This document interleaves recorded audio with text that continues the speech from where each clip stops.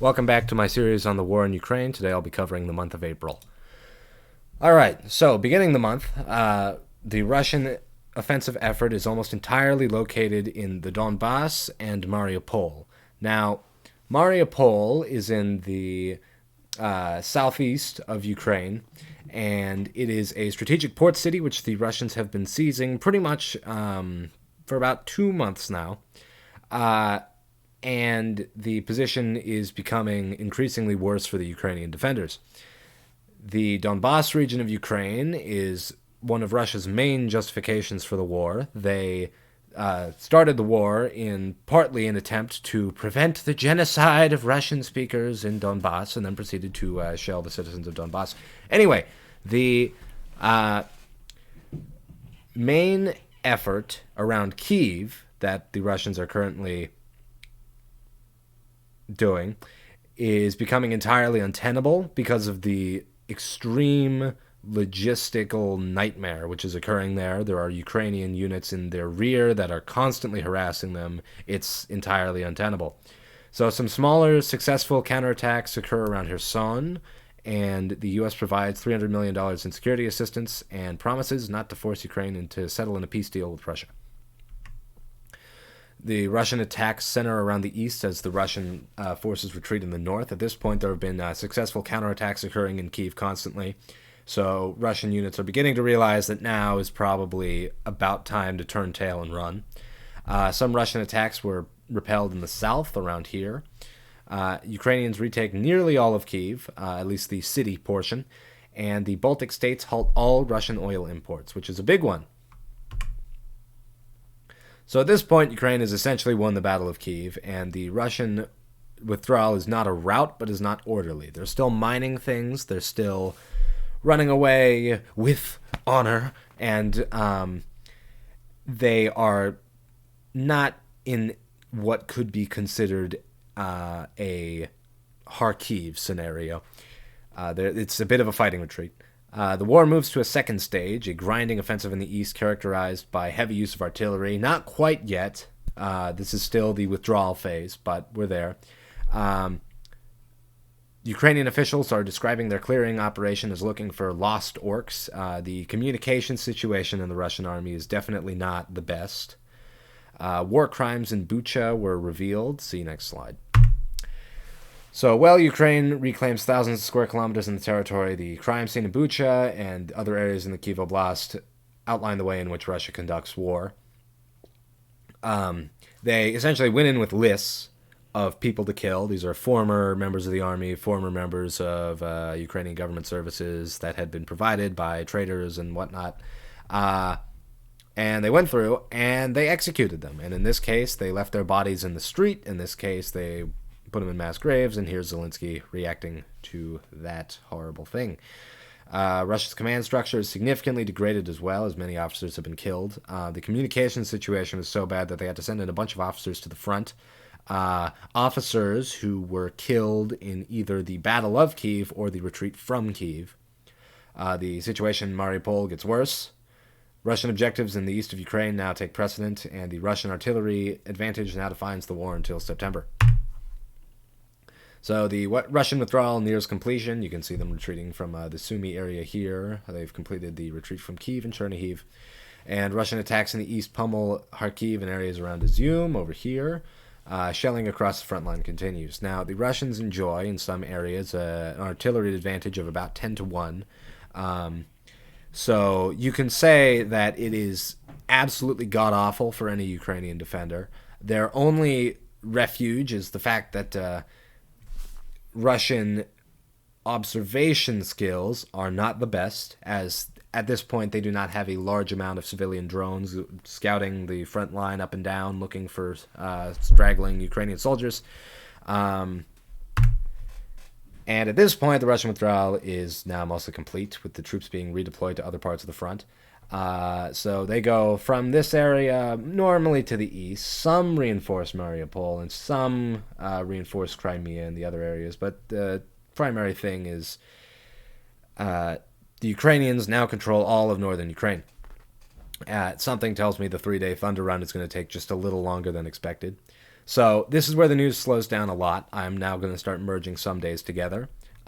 Because if all I do is say shelling occurs, shelling occurs, shelling occurs, cruise missile strike, shelling occurs, and then Russians capture a village with a pre-war population of 3, it's not going to make for the most entertaining content. So I will begin merging some days together to try to only include the most relevant events of those days. So April 9th and 10th, the fighting across the front line continues. Little progress is made. Here's Boris visiting Kyiv and pledges to continue United Kingdom support. Russians work to reinforce positions in the east. The Russians offer cash bonuses to servicemen to go back into combat because the morale situation is certainly not good. Russian crypto mobilization begins, where essentially it's not really mobilization. There's no law saying it's mobilization, but they're recruiting prisoners. They're recruiting anybody who wants a paycheck. And Putin appoints Alexander Dvornikov to lead the war effort, which ISW assessed as not doing much, and judging by the way the war went, it didn't really do much. Severodonetsk, Popasna, and Rubizhne become major battlegrounds for a while, so those 3 towns and cities are going to become very, very important for the next few months. Mariupol is slowly taken inch by DPR and LPR forces, as well as Russian forces. Mainly DPR and Russian. I don't know why I said LPR. That being the Donetsk People's Republic, Luhansk People's Republic, quote unquote, and Russian. You know who they are. The Russians improved their air defense capabilities and seem to organize themselves. So you no longer see the TB2 massacres that were happening at the beginning of the war. There's very few songs being made about the Baikar TB2 now, but Viktor Medvedchuk, a close Putin ally in Ukraine, is captured by the SBU. Keep that in mind for a future update and a future prisoner exchange. Russians do not take a long break in Donbass to reconstitute, and instead just start feeding forces into battle as they become available. This is not good for morale. It's not good for unit cohesion. It's not good for logistics. Claims about chemical weapon use in Mariupol doubtful. Keep in mind these people are inside of an old Soviet metallurgical plant that's on fire. There were claims by the Azov Battalion that Russians had used chemical weapons, that some shell hit them, and all of a sudden everybody starts coughing. But according to Occam's razor, if you have no definitive proof that they're using chemical weapons, if you are inside an old Soviet metallurgical plant, as previously mentioned, assume that worker safety standards weren't there, and so if you break open some supply closet, something bad's going to be in there. And the peace talks in Istanbul, which has been ongoing, reach a dead end. As, again, as I stated in a previous video, one side wants to exist, the other side doesn't want the other side to exist. You don't go very far. So, April 14th, the Moskva is promoted to a submarine. 2 Ukrainian Neptune anti-ship missiles hit the flagship of the Russian Black Sea Fleet, the Moskva, which is actually named after Moscow, the capital of Russia. So that's real not good. The military value of this strike is somewhat negligible, but it's a massive propaganda victory for the Ukrainians. Some Ukrainian troops in Mariupol surrender, and the U.S. announces an additional $800 million in support for Ukraine. Notice how this was not the main focus of the day because of this. That's the power of a propaganda victory. So April 15th marks 50 days of war. The Russians report that the Moskva has sunk in stormy weather. Stormy weather, I assume, meaning a cruise missile strike. Defenses around Rubizhne are degraded as Russians make slow advances. They're sort of pulling a Grozny-style thing where they just destroy everything in the city with artillery and then move their troops in. Russians in the south have advanced too fast and now must complete objectives to the west, the north, and the east with questionable logistics. This is one of the only places on the front line where the Russian troops are doing really, really, really well, and it actually turned out to be a problem because they were doing too well. There's little to no progress out of the LPR and DPR front line. Mostly because this part has been reinforced over 8 years of combat, so you're not going to get all too far. In response to Ukraine's sinking of the Moskva, Russia retaliates with air and missile strikes across the country. Now, these aren't targeting power infrastructure just yet, but keep that in mind. It sort of indicates what they're going to do in the future. Russia has established a significant presence in Izium, 22 battalion tactical groups, which composed of this 136 vehicles, 600 to 800 troops. It is of questionable value because a lot of these battalion tactical groups have been degraded in the battle for Kyiv. So you might just straight up be missing an entire MLRS battery, or your engineer company has been blown to shreds, and now something breaks down, you can't really fix it. Pushilin, the head of the DPR, establishes a United Russia Party office in Mariupol, despite the fact that there's still a battle ongoing there. The Russian MOD threatens further strikes on Kyiv should Ukrainian strikes continue on Russian territory. The defenders of Mariupol are pushed into the final holdouts at Azovstal. Now, a quick note on Azovstal. When Stalin was leader of the Soviet Union, he sort of decreed that everything had to have two purposes, or at least quite a few strategic cities had to have fortifications that served as dual purpose things. So this Azovstal metallurgical combine also served as a massive shelter and holdout. You can see this enormous tunnel system that was built in the Soviet era under it, and judging by how the siege of Mariupol went, it worked pretty well. The Russians are increasingly relying on the use of poorly trained conscripts from the DPR and LPR as the Donetsk and Luhansk People's Republics.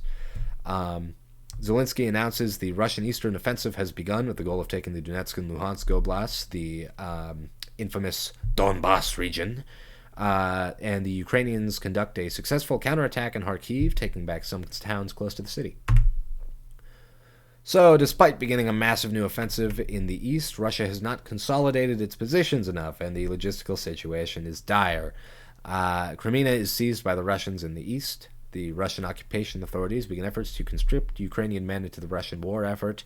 This didn't go too far. I think, despite some small occurrences here and there, it seems that generally people thought, okay, maybe we shouldn't be arming the Ukrainian civilians who hate us. Maybe that's not a good idea. The Russians attacked southeast from Izium, west from Crimea and Popasna, and north from Donetsk city via Avdiivka. This is putting intense pressure on Ukrainian defenders in the area. Putin declares victory in Mariupol, despite the fact that battles are still ongoing in Azovstal, hoping to starve out the defenders. At this point, they really need some sort of symbolic victory after the siege, or after the Battle of Kyiv concludes in a Ukrainian victory.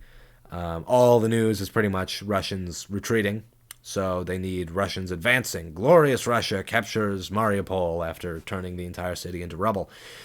The U.S. announces another $800 million in military aid. I believe early in the month they also announced $800 million in military aid. I just forgot to put it in the slideshow. Whoops. Ukrainian intelligence reports several Russian officers have been fired for failures in Ukraine. Take that with a small grain of salt, but it's not, because it's Ukrainian intelligence, but it's not doubtful at all. Ukraine's primary need in military assistance is artillery related. They need some way to reduce the Russian artillery advantage, or else they're simply just going to be pummeled off the front line. Manpower issues make launching large offensive operations a nightmare. Russia is now redeploying troops from Kyiv and Mariupol to the Donbass. Kherson partisans reportedly kill over 100 Russian servicemen since the beginning of the war. Now, I would like to note here, what the partisans are doing is primarily providing intelligence. They're not really killing that many Russian servicemen, because what they're doing is they're forming Telegram channels, and then they're just taking photos and videos of Russian tanks, where they are, Russian ammo depots, here, there, everywhere. So once the HIMARS systems arrive, then they significantly help Ukrainian efforts to disrupt Russian logistics and cause attrition. Hundreds of civilians remain trapped in Azovstal's tunnels, and humanitarian evacuations canceled for today because of a Russian claim that Ukrainian nationalists were going to kill and attack Ukrainian civilians. I don't know. Russians make advances to the northeast and west of Severodonetsk, a Ukrainian holdout in the east. I call it a fortress because it's so enforced. Massive shelling continues across the entire front line. Again, 10-1 artillery advantages. Large oil fires in Bryansk, Russia, likely due to a smoking accident or a smoking accident. This is quite possibly the result of Ukrainian saboteurs. Russia conducts precision strikes on Ukrainian railway infrastructure to disrupt logistics. Small Ukrainian counterattacks occur around Izium, likely impeding efforts to encircle Ukrainian troops. And one note about the attacks on railway infrastructure. The thing is about railways is that they're very, very easy to repair. You pretty much just have to stick metal and wood into the ground. And if you're not hitting bridges, if you're not hitting the stations themselves, it's very hard to do. So unless you're able to consistently attack them, it's not very helpful. So this one-off attack is not some kind of game changer. Russia conducts a false flag in Transnistria, the separatist breakaway region in Moldova. However, unfortunately for Russia, glorious Transnistria is not joining the war effort with all 3,000 of its troops. Russian forces improve their movement strategies, advancing down several parallel roads at once instead of just one big convoy down one road. You would think they would have figured this out before, but, you live, you learn. Rubizhne, Popasna, and Marinka are the main targets for the battle in the east, as I noted earlier. The ammo depot in Belgorod is on fire. This one was definitely not a smoking accident. It was Ukrainian saboteurs. DJI suspends operations in Russia and Ukraine. This is actually a pretty big one because up until this point, it was pretty much just order as many crappy Chinese drones as you possibly can, survey the battlefield, drop grenades on people using them, mostly Mavic 3s. And now that they've suspended operations in Russia and Ukraine, it also doesn't really matter because you can just order them to Belarus or Poland or wherever they're getting these from. But it is like a nice symbolic gesture. Here you see Ukrainian troops with a bunch of DJI Mavic 3s and a quick talk about Russian red lines. So, in this war, there is a lot of claims made by the Russians about swift, brutal retaliation should X, Y, or Z go to Ukraine, should X, Y, or Z happen, yada, yada, yada. It was HIMARS systems, Patriot missiles. Any attempts to interfere in Ukraine, as seen on this slide, would be met with a lightning-fast response. My question is, with what? What would they hit you with that they have not hit you with already? Would they cut off the oil? You cut off the oil. Would they sanction you? Would they prevent you from traveling to Russia? How terrible. Now, on April 27th, the UN Secretary General visits Ukraine and condemns the war with somewhat vague language and also admits that the UN Security Council failed to prevent the war, which is about all the UN can do, really. The Russians step up filtration measures in occupied Ukraine. Essentially, anybody with pro-Ukrainian sentiments disappears. That's pretty much the filtration camps. It's rather depressing, and I'm sure once more areas are liberated, we will see the results of that. The Russians continue to make minor advances in Donbass. This is going to be about the pace of the war until September, where they make small incremental advances here and there, shelling absolutely everything in their way. Valery Gerasimov takes personal command of the Russian advance in the Izium direction and later is forced to flee due to precision HIMARS strikes, but we're not there yet. It seems like a good thing, a general going to support his troops, but it's actually sort of indicative of a collapse in Russian command structure because your top dog should not be going to Ukraine and serving on the front line if your communications situation and your morale is good enough. So Russian officials continue preparations for a referendum in Kherson, and the EU will consider any attempt to pay for Russian gas in rubles a violation of sanctions after Russia continues to pressure the EU to buy Russian gas in rubles to strengthen the ruble. Russians make advances in the east and continue shelling and bombarding the Azovstal metallurgical combine, which is strange because I thought they said the battle was over, but apparently not. NATO countries step up the training of Ukrainian soldiers, and counterattacks occur in and around Kharkiv, relieving pressure on Ukrainian troops. Here you can see some efforts by the AFU to push back the Russians in this area, and it seems to have worked. So in summary, the Battle of Kyiv ends in a Ukrainian victory, with Russian forces withdrawing to fight in the east in the Battle of Donbass. Azovstal holds, despite Russians claiming victory. Artillery is going to define the war for the next few months in this brutal war of attrition, and Russia sets conditions for the annexation of Kherson. Thank you all for watching. I will see you in about a half a century when I upload again. Goodbye.